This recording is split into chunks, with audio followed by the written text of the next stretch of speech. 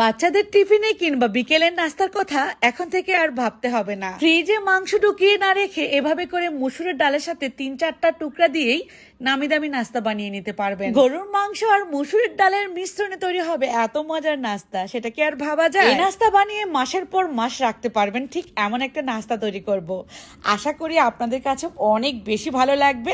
এখন থেকে আর কুরবানির গোশত ফ্রিজে ঢুকিয়ে না রেখে এভাবেই বানিয়ে খাবেন। চলুন দেখে নিন। 1 কাপ পরিমাণ মসুরের ডাল আমি 10 মিনিট আগেই ধুয়ে রেখেছিলাম।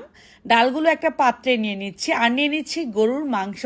সলিড মাংসটা নেবেন, হাড় ছাড়া, তাহলেই হবে। দিয়ে দিচ্ছি 8-10টা কাঁচামরিচ, রসুন কোয়া দিচ্ছি 8-10টা, আদার টুকরা দিয়ে দিচ্ছি আমি 2 ইঞ্চি পরিমাণ, দিয়ে দিব পেঁয়াজ আতফালি করে দিচ্ছি আমি 4-5টা, লবণ দিচ্ছি স্বাদ অনুযায়ী, হলুদের গুঁড়া দিচ্ছি 1 চা চামচ পরিমাণ, ভাজা জিরের গুঁড়া 1 চা চামচ পরিমাণ, গরম মশলা গুঁড়া দিয়ে দিচ্ছি 1 চা চামচ পরিমাণ। এখন দিয়ে দিব রান্নার তেল 1 টেবিল চামচ পরিমাণ। এখানে আমি 1 টেবিল চামচ পরিমাণ রান্নার তেলই ব্যবহার করছি। তারপর দিয়ে দিচ্ছি 2 কাপ পরিমাণ পানি। অল্প হিটে মানে লো হিটে এটাকে রান্না করব 10 থেকে 15 মিনিটের মতো। এর মধ্যে কিন্তু গরুর মাংস সেদ্ধ হয়ে যাবে। চাইলে আপনারা ছোট ছোট টুকরা করে দিতে পারেন মসুরের ডালের সাথে এই মাংসটা। তারপর নামিয়ে নিলাম, ঠান্ডা করে ব্লেন্ডার জারে নিয়ে নিচ্ছি। 2-1 বার চাপ দিয়ে দিব। তারপর দেখবেন কত সুন্দর হয়েছে এই মিশ্রণটা। এই তো এখন কিন্তু একদমই মাংস ভরপুর এই মসুরের ডাল। ধরলেই বোঝা যাবে যে এটা কতটা পরিমাণ লেয়ার তৈরি হয়েছে গরুর মাংসের। আমি নিয়ে নিচ্ছি আরো 3-4টা পাউরুটির পিস। এখানে চাইলে কিন্তু আপনারা টোস্ট বিস্কুটও নিতে পারেন, টোস্ট বিস্কুট যেটা সেটা। তো পাউরুটির পিসটাই আমি ব্লেন্ডার জারে 2-1 বার চাপ দিয়ে নিয়ে আসবো।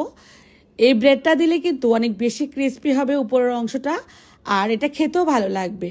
তো পাউরুটি আমি এভাবে করে ক্রাম করে দিয়ে দিলাম, আর দিয়ে দিচ্ছি পেঁয়াজের বেরেস্তা কিছুটা পরিমাণ, একটা ডিম দিয়ে দিচ্ছি, আর কোনো মশলাপাতি দেব না। এখানে আমি সব কিছুই দিয়ে দিয়েছিলাম। একটা ডিম ব্যবহার করলেই হবে, যেহেতু মসুরের ডাল দিয়ে করেছি সেক্ষেত্রে আপনার ঘনত্বটা দেখে ডিম ব্যবহার করবেন, না হয় কিন্তু আবার পাতলা হয়ে যাবে। তো এখানে ব্রেড ক্রাম দেওয়ার কারণে কিন্তু সুন্দরভাবে শেপগুলো তৈরি করা যাবে। আমি আবারও বলছি, ব্রেড ক্রামের পরবর্তীতে চাইলে আপনারা টোস্ট বিস্কুট দিতে পারেন। অনেকগুলো তৈরি হয়েছে, এই পর্যায়ে চাইলে এয়ারটাইট বক্সে ভরে আপনারা মাসের পর মাস রেখে খেতে পারবেন ডিপ ফ্রিজে।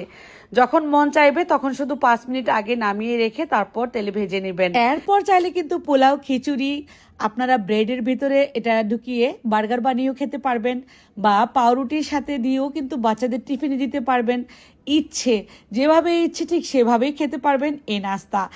তো আমি এটাকে এভাবেই নাস্তা হিসাবে নেই, কারণ এটা আমার বাচ্চারা পাউরুটি অথবা বার্গার বানিয়ে খেতে খুব পছন্দ করে। মানে পাউরুটির ভেতরে দিয়ে স্যান্ডউইচের মতো করে খেয়ে ফেলে একটু মেয়োনিজ দিয়ে। এটা কিন্তু